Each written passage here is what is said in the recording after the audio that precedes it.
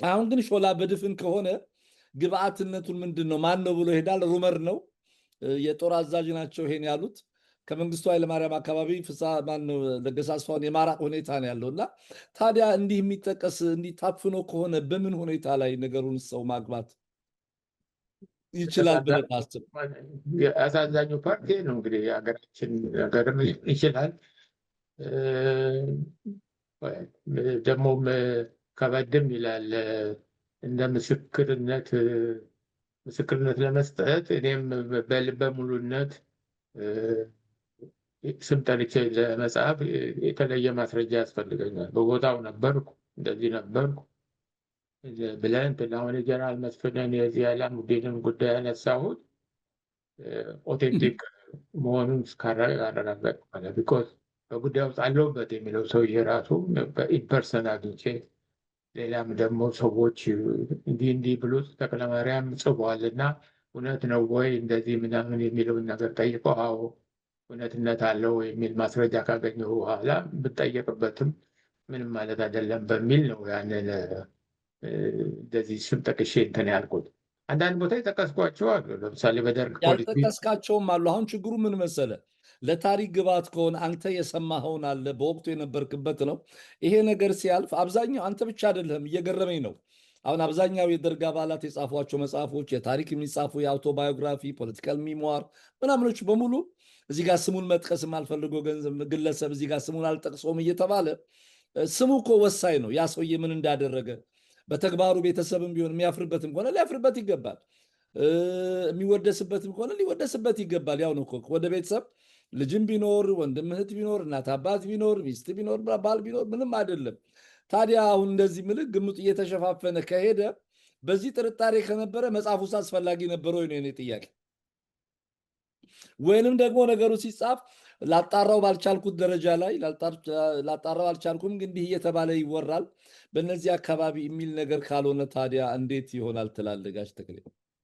ግን እንዴት ይገባኛል፣ እውነትም ነው፣ ምንም ጥርጥር የለውም። ግን ምን መሰለህ ቢትወደድ ዘውዴ ገብረ ሕይወትን ታውቃቸዋለህ?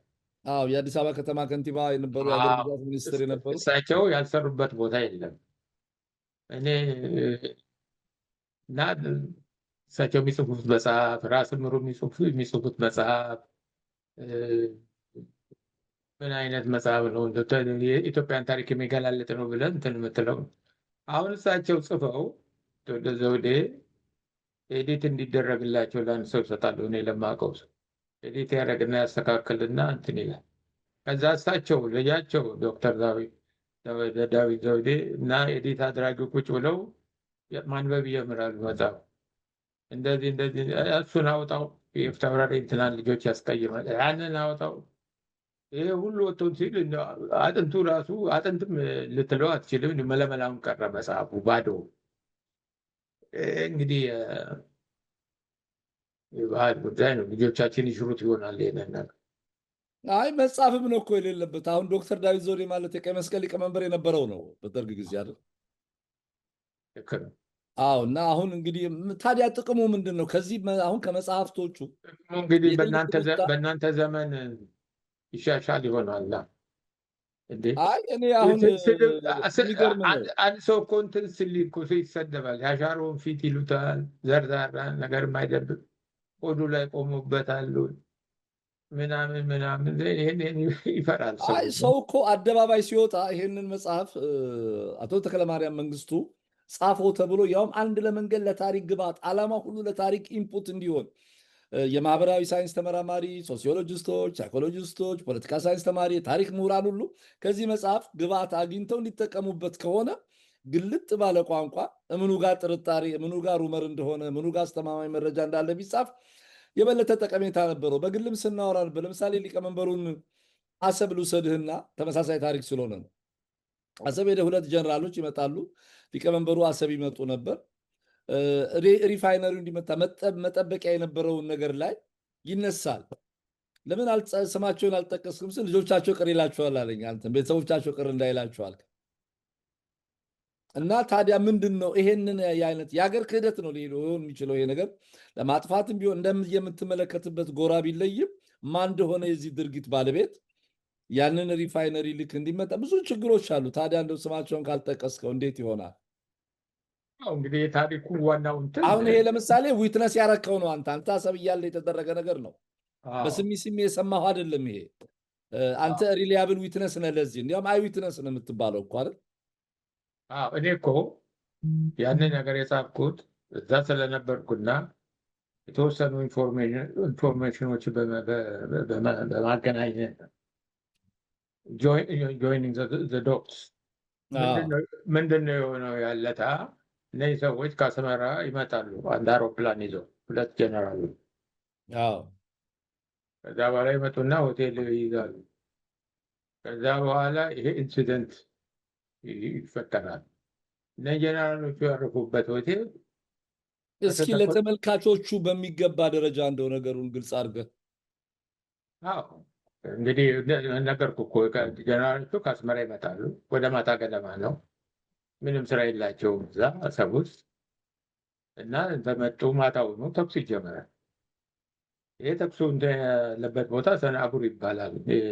ቀይ ባህር ውስጥ ያለ ወደ መሬት ጠጋ ያለ አርቺፔላጎ ነው፣ ደሴት ነው። እና ማታውኑ ተኩስ እንትን ይላል። ከፊት ለፊታቸው 31ኛ ሻለቃ የሚባል አለ። ኦልሞስት ምናልባት 800-900 ሜትር ቢርቅ ነው ካምፑና እነዚህ ሰዎች መጥተው የሚተኩሱበት ቦታ።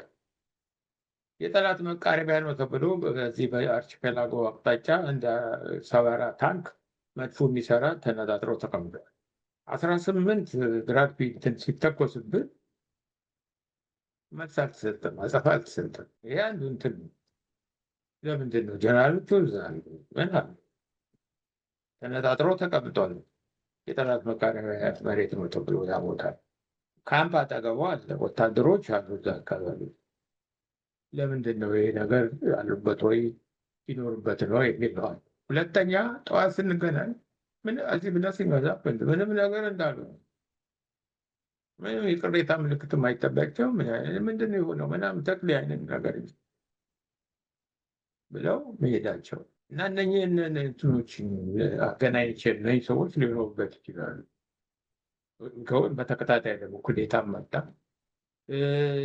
ሊቀመንበሩ ፕሬዚዳንቱ በሚመጡበት ጊዜ የሚያሳዩት የነበራቸው ቦዲ ላንጉጅ ንቀቱ ምኑ እጃቸውን ኪሳቸው የማነጋገር እና ኦልሞስት በስልጣን የተቃረቡ መስለው መታየታቸው እነኚህ ነገሮች አንድ ላይ ደምሬ ነው ጥርጣሬ ነገር። እስቲ ቆይ እዚህ ጋር አንድ እንትን አለ ለተመልካች አድማጮቻችንም እንዲረዱት።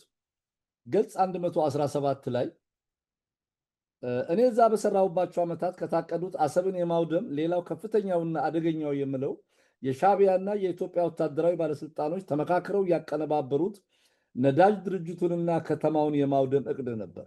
ታሪኩ እንዲህ ነበር። 2 ጀነራሎች ሚያዝያ 11 1980 ዓ.ም ዳሽ 5 ተብላ በምትታወቅ የጦሩ ማጋጋዣ አውሮፕላን ከአስመራ አሰብ ይመጣል።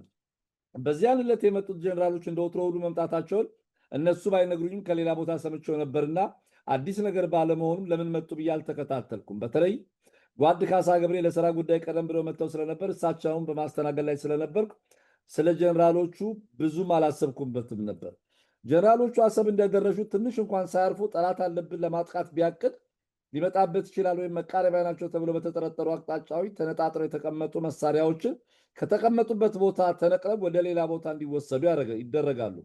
አሰብን የማጥቃት የጠላት መቃረቢያ ሊሆን ይችላል ተብሎ በወታደራዊ አዛዦች የተጠረጠረው ስፍራ ደግሞ 31ኛ ሻለቃ በሚባል ስም ከሚታወቀው ካምፕ በግምት 1 የባህር ማይል ኖቲካል ማይል ርቀት ላይ የሚገኘው ጉብታማ ደሴት ነው።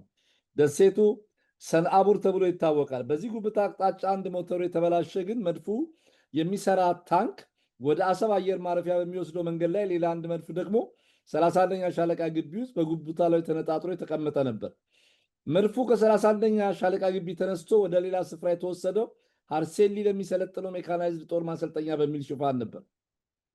ይህን ያወቅኩት ጠላት ተገናኝቶ ያን ሁሉ ተኩስ ሲያዘንብ ያጸፋ ተኩስ ለምን እንዳልተደረገ የአካባቢውን አዛዥ ኮሎኔል እንግዳ ወርቅን በጠየቁ ጊዜ ነበር። የሆነ ሆኖ መሳሪያዎቹ ከዚያ ተነቅለው ማታውኑ የሻዕቢያ ወንበዴ ጨለማን ተገን በማድረግ ሰንአቡር ላይ ይሰፍራል። ክልሉን በፈንጂ አጥሮ መሳሪያውን በነዳጅ ማጣሪያው ፋብሪካ ላይ አነጣጥሮ ያዘጋጃል። ሚያዝያ 11 ቀን 1980 ዓ.ም ሊነጋጋ ሲል የግራድ ፒት ጥይት ዶፍ ይወርዳል። በዚያን ሰዓት ከእንቅልፌ በነቃም ካልጋ ያልተነሳው ይህን በአካባቢው ተሰምቶ የማያውቁ ተኩሱ እንደሰማው አረፍ ብዬ ተነስቼ ለአዛዡ ለኮሎኔል እንግዳ ወርቅ ኪዳነ ማርያም ስልክ ደውላለሁ። ድብን ያለ እንቅልፍ ላይ ያሉ ይመስላል። በድንጋጤ እየተኮላተፉ አሎ ይሉኛል።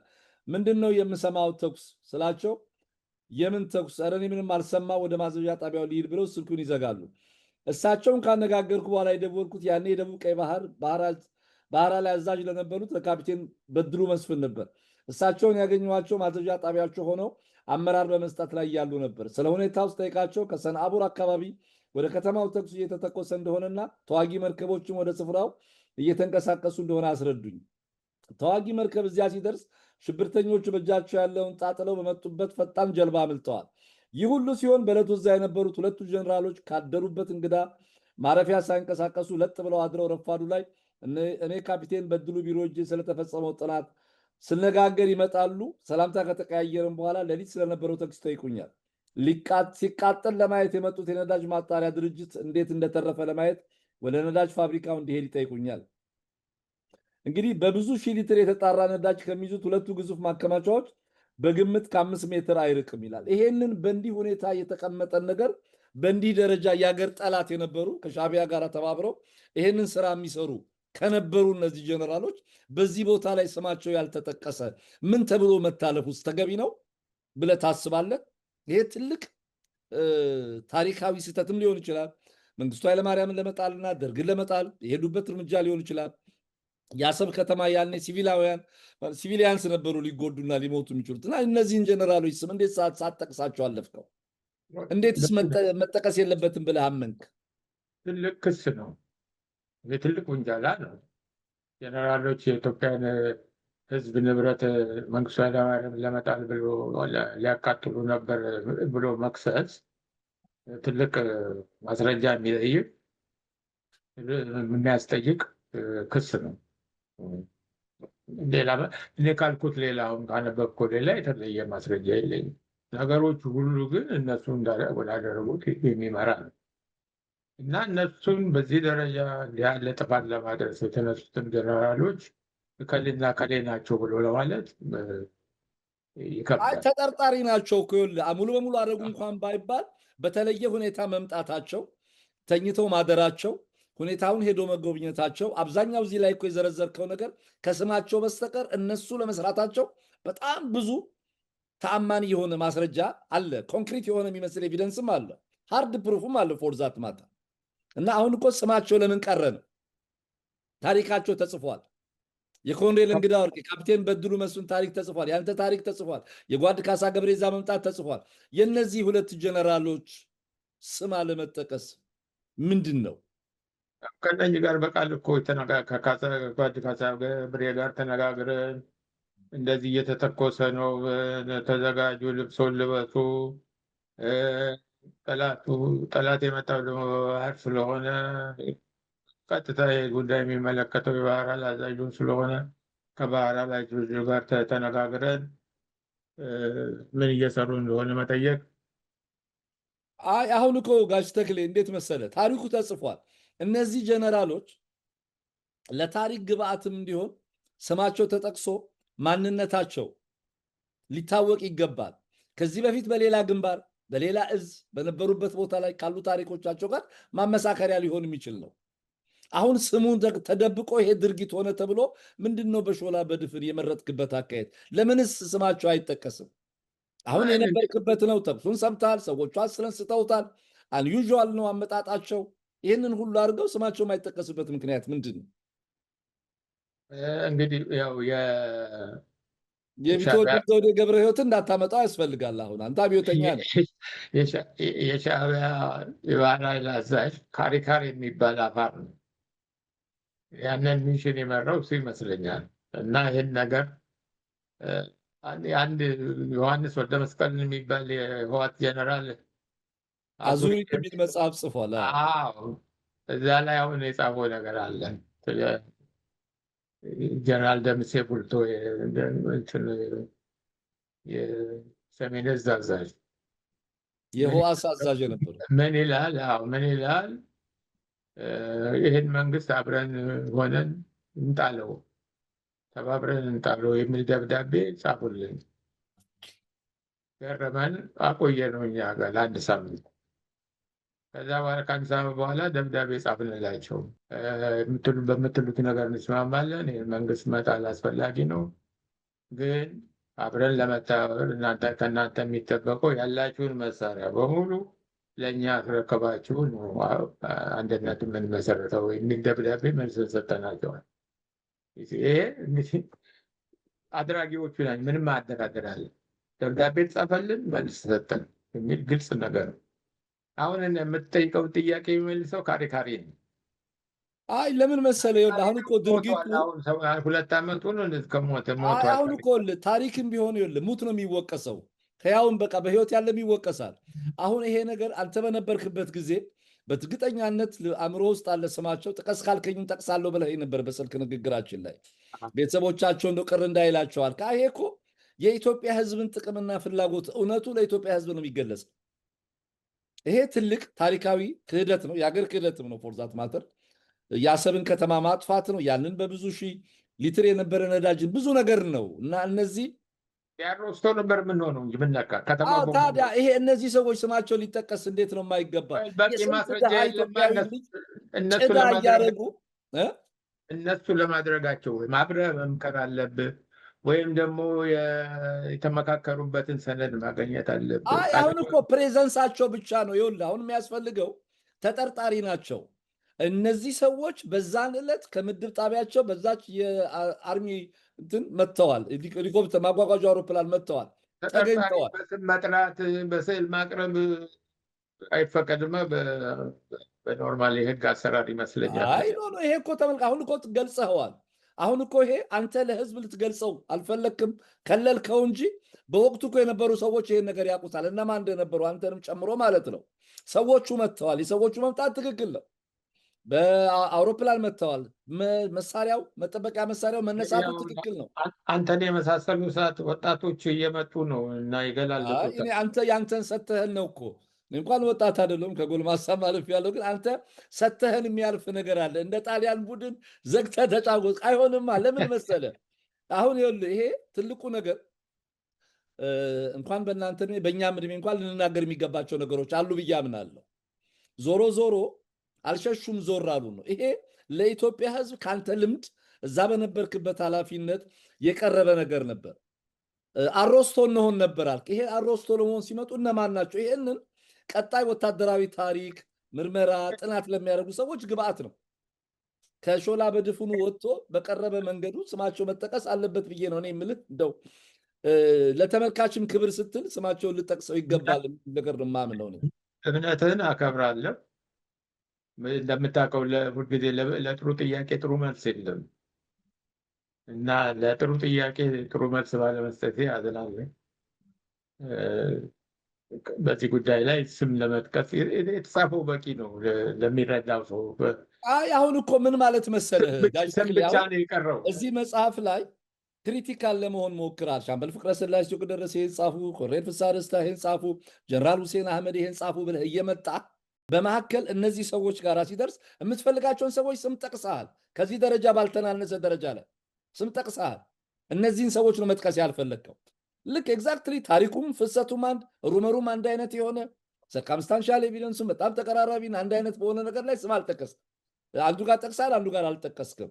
ይሄ ምናልባት የመጽሐፉን ተአማኒነት፣ ቅቡልነት፣ ታሪካዊ አስተዋጽኦ ዲሚኒሽ የሚያደርገው ይመስለኛል። በጊዜው ባይጻፍ ይሄ መጽሐፍ የተጻፈው እንግዲህ በ2009 ነው። አሁን 2018 ነው። ከ9 ዓመት በኋላ እንኳን ይሄንን እውነት ኢትዮጵያ ውስጥ ሁሉ ሰው ሆድፍቸው እየተባለ ይዞት የሚሞት ነገር ከሆነ በተለይ በኃላፊነት ቦታ ላይ የነበራቸው አሁን አሰብ የሰፓ አንደኛ ጸሐፊ ነበርክ፣ የሰሜን ወሎ አንደኛ ጸሐፊ ነበርክ፣ የደቡብ ወሎ አንደኛ ጸሐፊ ነበርክ። በክፉም በደግም ከኢትዮጵያ አብዮት ታሪክ ጋር ተያያዥነት አለው። ይነሳል አይደል? ነው እና ይነሳልና ታዲያ ይሄንን መጽሐፍ እንዴት አምነን እንቀበለው? ሴሌክቲቭሊ የፈለግከውን ሸፍነ ከልለ ያልፈለግከውን ግልጽ አድርገህ ከመጣ እንዴት ነው የምናደርገው? በዛም ላይ እኮ እኔም ራሴ ወታደሮቹ እኮ ጀነራሎቹ በመፈንቅለ መንግስት ላይ ብዙ ነገር አለ አይደል? የተደረገ ነገር አለ። አሁን እነዚህ ሰዎች በህይወት የሉ ይሆናል። ብዙ ነገር ሰውን ከግምት ከምናምን አውጥቶ ይሄንን ታሪክ ይመንዝነው። አንተ የምታውቀውን ነው አቅርበህ ነው ሰው የሚያጣራው። እነዚህ ሰዎች እንግዲህ ያለት አንድ ሰው መጥተዋል። እኮ ሲጽፍ ሲናገር ዞሮ ዞሮ ራሱን ለታሪክ ፍርድ ሰጥቶ ነው። አሁን ራሱ ፈርደብኛል። መጽሐፉ በተወሰነ ደረጃ በደንብ ይሄ ስም ባለመጥቀስህ ክሬዲቢሊቲውን ክብደቱን አጥቷል ነው የምትለው። ያ አንድ ፍርድ ነው፣ የምቀበለው ፍርድ ነው። አይ ፍርድ አይደለም፣ አስተያየት ነው። ለምን መሰለ እዚሁ አንተው መጽሐፍ ላይ የሆነ ቦታ ተሸፍኗል፣ የሆነ ቦታ ተገልጧል። ደብል ስታንደርድ አይደለም ወይ? አይ ደብል ስታንዳርድ አይደለም። አዎ ምክንያቱም ለምን ከዚህ መሰለ ውጭ ስራቸውን ሊሆን መጥቀስ ያልፈለጋቸው ከዚህ ውጭ እኔ ጀነራሎች አሉ። ስላልቻልኩ ደብል ስታንዳርድ ሊሆን አይችልም። ምክንያቱም ይኸውልህ አንተ እኮ በቦታው ነበር። ካሁን የጀነራል ስዩም መኮንንን የሼክ አላሙዲን ኑ ገንዘብ ልስጣችሁ፣ ደርግን ጣሉ፣ መፈንቅለ መንግስት አድርጉ የሚሉትን ነገሮች እኮ ስታነሳቸው ሩመር ነው የሰማኸው፣ ከሶስተኛ ወገን ነው የሰማኸው። ይሄን ግን አንተ ነበርክ፣ አብረው አናግረውሃል። አንተን ካሳ ገብሬ ነበሩ እዛ ነው ያኛው ምስክር አለው። ምስክር እውነተኛ ከአንተና ምስክር ከህሊና በላይ ማን ነው ምስክር? ይሄኛው እኔ ብቻ ነኝ ምስክሩ። አይደለም ይኸውልህ ጓድ ካሳ ገብሬም ነፍሳቸውን ይማር በቅርቡ ሞቱ እንጂ ያለት እነዛ ጀነራሎች ወደዛ አሰብ ሲመጡ በማጓጓዣ አውሮፕላን ለወታደራዊ ትእዛዝ ስምሪት ነው ወይ የመጡት? የመጡበት ፐርፐዝ ምንድን ነው? መምጣታቸው ነው አሁን ትልቁ ነገር። በቃ ሁለተኛ ያለው ነገር ምርመራ ይፈልጋል። ግን መምጣታቸው ወሳኝ መረጃ ነበር። ያለት መጥተዋል። ያን እኮ ገለጽኩ እኮ። ይህንን ጉዳይ በሚመለከት እነሱ እጃቸው ይኖሩበታል። ግን ፈርዘር ስማቸውን ጀነራሎቹ መጥተዋል ካልክ ይኸውልህ አሁን እንደ ልቦለድ መጽሐፍ መቼስ የመጨረሻው ነገር ገምታችሁ እለፉ የሚባል ነገር አይደለም። ይሄ ታሪክ ነው። ነን ፊክሽን ያንተ ትውስታና ምልከታ ነው። ሰዎቹንም መጥተዋል ያለት። አሁን እኮ እኔ ካናዳ አንተ እንግሊዝ ሀገር ሆነና ነው እንጂ ለምሳሌ አርሚ አቪዬሽን ያኔ ጦር ውስጥ የነበረ መጓጓዣ ውስጥ የነበሩ እነማን እንደመጡበት ብዙ ተጨማሪ ነገሮች ነው የሚፈልጉት። እንዲህ አይነት ነገሮች ትውስታና ምልከታ ጥሩ ስንቅና ትጥቅ ናቸው ለምርምር ብዬ ስለማምን። አሁን ለምሳሌ እነዚህ ሰዎች አንተ ስታቀርባቸው መጡ፣ ትእዛዙን ሰጥተዋል ወይ? በእርግጠኝነት እርግጠኛ አይደለህም። አንተ አልጻፍክም እዚህም ላይ ግን አንዩዥዋል የሆነ አመጣጥን የመጡት። እስቲ ውጤታማ ዘርዝረዋል እኮ ፈርደህባቸዋል እኮ ከስማቸው በቀር በነገር ላይ አንተም ፈርደህባቸዋል እኮ። ከዛ ተነስቶ ሰው ራሱን ኮንክሉዥን መውሰድ አለበት። አይ እንደሱም አይደለማ ለታሪክ የሚጻፍ አሁን እኮ አንዱ አውቶባዮግራፊ ኢትዮጵያ ውስጥ ያለው አንዱ ትልቁ ችግር ስትጽፉ፣ በተለይ ታላላቆች በኃላፊነት ቦታ ላይ የነበረባቸው አንድ የታሪክ ዕዳ አለባቸው። ያ የታሪክ ዕዳ እውነትን ብቻ መናገር። አለበለዛማ ሂስቶሪካል ኖቭል ሆኖ ቢጻፍ እንደዚህ ምን ቻሌንጅ አላደረግም። ታሪካዊ ልቦለድ አይደለም ይሄ መጽሐፍ፣ ታሪክ ነው፣ ምልከታ ነው። አይ ዊትነስ ነህ ነበርክ፣ የፓርቲው ከፍተኛ ባለስልጣን ነህ አንተ፣ የገዢው ፓርቲ የአሰብ አውራጃ ተወካይ ነህ። ያኔ የነበረ ነገር ነው። ታዲያ እንደዚህ ሆኖ የተጻፈውንስ እንዴት እንቀበለው? ጠቀሜታውስ ቢሆን ምን በለው? ፓርቲዚያን ሆኖ በተለይ አሁን እዚሁ ላይ ብዙ የሚጋጩ ነገሮች በሂደት ይገለጣል። የሁለተኛ ዓለም ጦርነት ታሪክ እኮ አሁንም ይጻፋል። አይ ጉዳዩ እኮ ለምን መሰለህ? እዛማ አፄ ኃይለሥላሴ ልጅ ኢያሱን ገደሉ የሚለው አሁንም ይጻፋል። አሁን ጉዳዩ እኮ እሱ አይደለም። ሲጻፍ የሁለተኛው ዓለም ጦርነት የዋር ሚውዚየም አለ፣ የዋር አርካይቭ አለ። እያንዳንዱ ከማስታወሻ ላይ የተያዘ ነገር ነው። የባህልም ውጤት አለ። አሁን እኮ አንተ ጻፍክ የነበርክበትን ተሸፈነ እዛ ያለት አንዳንድ ሲክሬቶች እኮ እድሜ ያላቸው የሚጠበቁበት 50 ይሄ እኮ ያለፈ ታሪክ ነው። አንተም እንዳልከው 40 ምናምን ዓመቱ ነው ይሄ ታሪክ አይደል? 40 ምናምን ዓመቱ ነው ይሄ ታሪክ። ያም የተባለ ጦር ፈርሷል። ሻዕቢያም አሸንፎ ኤርትራ ተገንጥላለች። የእናንተ መንግስት ወድቋል። ምንም እኮ ነገር የለም። በቃ ቀሪው ለታሪክ ብቻ ነው። እነዚህ ሰዎች ስማቸውን ተጠቀሰ፣ ልክ መጥቶ የሚጨምረው ነገር የለም። የተዋረደ ሰራዊት ነበር፣ ተሸንፏል። በጣም ያሳዝናል። እስከ አፍንጫው የታጠረ ብዙ ነገር እኮ አለ። በቃ ታሪክ ነው። ግን ይሄንን ታሪክ የኢትዮጵያ ሕዝብ የማወቅ እናንተ የማሳወቅ የውዴታ ግዴታና የሞራል ተጠያቂነትና ኃላፊነት አለባችሁ ብዬ ነው የማስበው። ጋሽ ተክሌ ይህን ባለመወጣት ይቅርታ ጠይቃለሁ። አዎ ይህንንም አይደለም የምጠይቀው፣ የኢትዮጵያን ሕዝብ ነው ይቅርታ የምጠይቀው። ይህን ፕሮግራም የሚመለከቱ ሰዎች እውነቴን ነው የምልህ፣ ይህን ፕሮግራም የሚመለከቱ ሰዎች እኔ አቶ ተክለማርያም መንግስቱ ልታቁ የሚገባችሁን እውነት በመንፈግ ብለህ የኢትዮጵያ ሕዝብ ነው ይቅርታ የምጠይቀው። በነገርህ ላይ የደርግ ባለስልጣናት እኮ ሲፈቱ ፍርድ የተፈረደባቸው በተለይ የኢትዮጵያ ሕዝብ ነው ምህረት ያደረገላቸው። ከመንግስትም ቀጥቶ አንዱም ጥያቄ እሱ ነበር አይደል? በምህረት የተወጣ ነው እንዴ? አክሴፕት ይደረጋል እኮ እኛ ሀገር እኮ ነው የችግሩ። ሌላ ሀገር እኮ በእናንተ ፖዚሽን ላይ ያሉ ሰዎች አክሴፕት ያደርጋል።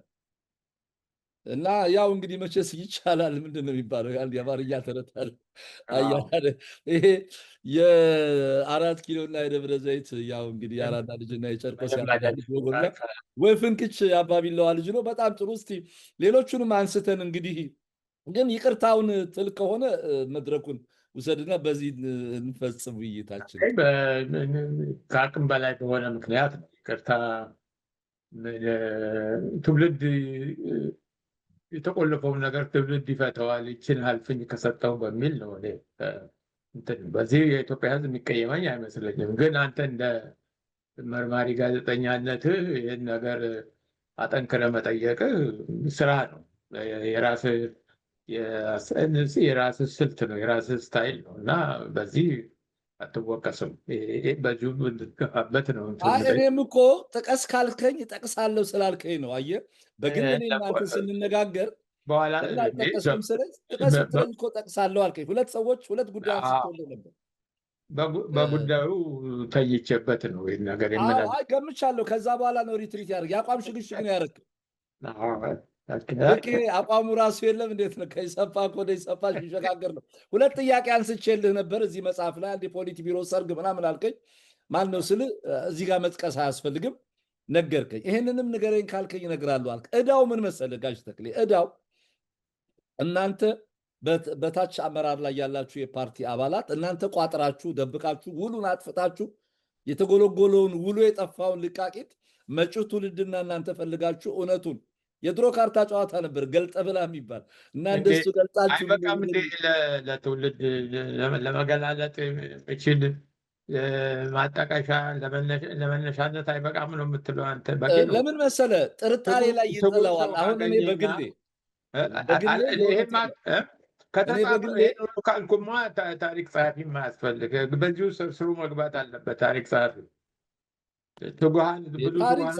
አንተ እንደ ዜግነት የዜግነት ኃላፊነት አሰብ ላይ የፓርቲ አንደኛ ጸሐፊ ነህ። ያየኸውን ነው፣ ስለ እውነት ነው የምትመሰክረው። ያየኸውን ነው የምትናገረው። ያየኸውን ነው፣ ከሰውም የሰማኸው ነገር አይደለም። አልኩህ እኮ የጀነራል ስዩምን ከሜጀር ጀነራል መስፍን ገብረ ቃል ሰምተህ የሼክ አላሙዲን በተናገርከው ሌቭል ይሄ የለም። ኤኒዌይ የኢትዮጵያ ሕዝብ መቼስ ከአቅም በታች በሆነ ምክንያት ወይንም ልትገልጽ ባልፈለግከው ምክንያት የሁለቱን ጀነራሎች ስም ደብቀኸዋል። ደብቀሃል። የደበክበት የራስህ የግል ምክንያት ሊኖሩ ይችላል።